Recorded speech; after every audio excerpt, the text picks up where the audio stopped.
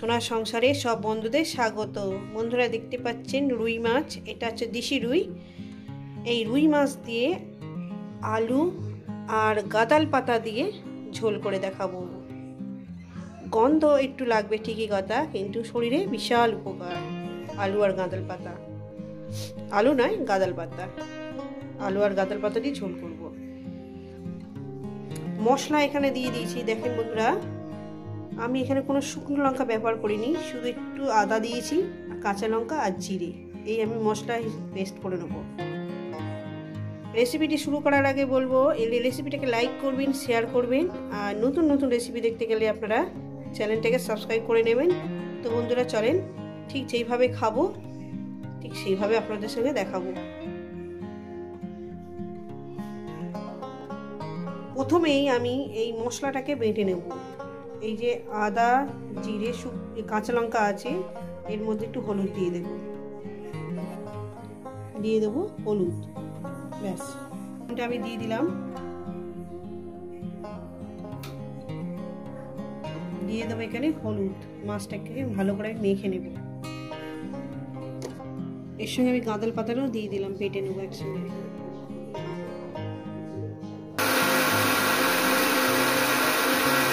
তো বন্ধুরা গ্যাস ধরিয়ে দিয়েছি, কড়া আমি বসিয়ে দিয়েছি, কড়াটা আমার গরম হবে।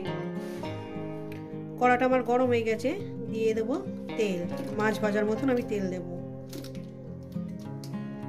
দিয়ে দেবো একটু লবণ, লবণটাকে দিয়ে দিলাম। তেল আমার গরম হয়ে গেছে, এবার মাছগুলো আমি এক এক করে ছেড়ে দেবো।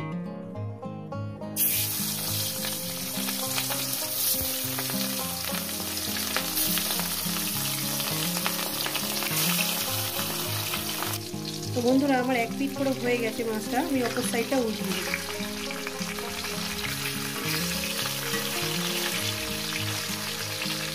বন্ধুরা আমি এই আলু দিয়ে, গাঁদাল পাতা দিয়ে, আর তার সঙ্গে একটা সবজি অ্যাড করে দিয়েছি। আমার বাবা বলছে যে শুধু আলু দিয়ে ঝোল করবি, তার সঙ্গে একটু শিম আমি অ্যাড করে দিয়েছি, সেটা আমি আপনাদের সঙ্গে দেখাচ্ছি। এটা আমার বাবা হসপিটাল থেকে এসছে, হালকা পাতলা ঝোল খেতে হয়, তাই আমি এইভাবে আমার বাবাকে ঝোল করে দিচ্ছি। তো বন্ধুরা মাছগুলো আমার ভাজা হয়ে গেছে, তুলে নেব। বন্ধুরা এই আমার এই ভগবান দাস ক্যামেরাম্যান, কিছু মনে করবেন না, ভগবান দাস ক্যামেরাম্যান ক্যামেরা করছে। বাদ বাকি মাছগুলো ভেজে নিয়ে ফিরছি।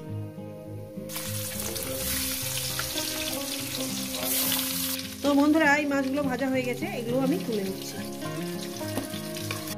দিয়ে দেবো একটু জিরে ফোড়ন, কয়েক সেকেন্ড জিরেটাকে ভেজে নেব, ফ্রাই করে নেব। আর দিয়ে দেবো এর মধ্যে আলু। আলুগুলোকে আমি মিনিট 4 ধরে ভেজে নেব।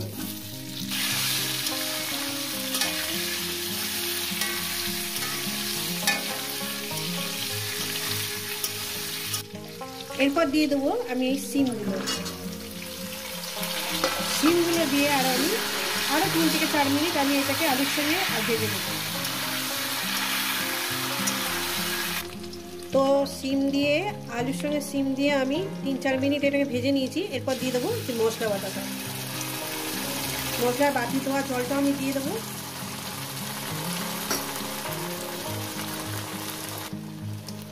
দিয়ে দিলাম, এবার এটাকে কষে নেব। দেখুন বন্ধুরা গাঁদাল পাতা কত সুন্দর দেখতে হয়েছে, কালারটা কত সুন্দর এসছে। গাঁদাল পাতাটাকে আমি বেটে দিয়েছি, দারুণ দেখতে হয়েছে না? এটা বেটে দেবো, এই দিয়ে কষিয়ে নেব 3-4 মিনিট ধরে। তো বন্ধুরা আমি 3 থেকে 4 মিনিট এটাকে কষিয়ে নিয়েছি, দারুণ সেন্ট বেরিয়েছে, দারুণ একটা ফ্লেভার বেরিয়ে গেছে। আমি এই মুহূর্তে ফুটন্ত গরম জল, একদম ফুটন্ত গরম জল এখানে আমি দিয়ে দিলাম। বন্ধুদের শরীর সুস্থ থাকবে সেই কথা মাথায় রেখে, যাতে আপনারা সুস্থ থাকেন, ভালো থাকেন, শরীরে কোনো অসুবিধা না হয়, এই কারণে আমি ঝোলটা আপনাদের সঙ্গে শেয়ার করলাম। ঝোলটা একটু ফুটে উঠলে আমি মাছগুলো দিয়ে দেবো। বন্ধুরা ঝোলটা আমার ফুটে উঠেছে, এবার আমি মাছগুলো এক এক করে দিয়ে দেব।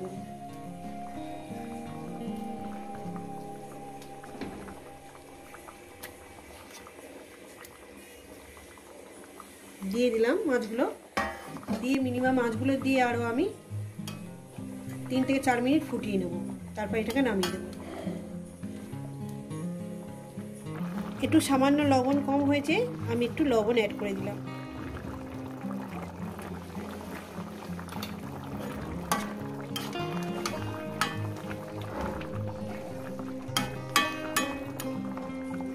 তো বন্ধুরা আমার মাছের ঝোলটা হয়ে গেছে, ঝোলটা কড়ার মধ্যেই থাকবে। এই রেসিপি যদি আপনাদের ভালো লেগে থাকে অবশ্যই কিন্তু কমেন্ট করে জানাবেন, রেসিপিটা লাইক করবেন, শেয়ার করবেন, আর নতুন নতুন রেসিপি দেখতে গেলে আপনারা চ্যানেলটাকে সাবস্ক্রাইব করে নেবেন। তো বন্ধুরা আবার নতুন কোনো রেসিপির সঙ্গে দেখা হবে। সবাই সুস্থ থাকবেন, ভালো থাকবেন, আর আমার নিত্য নতুন ভিডিও দেখবেন।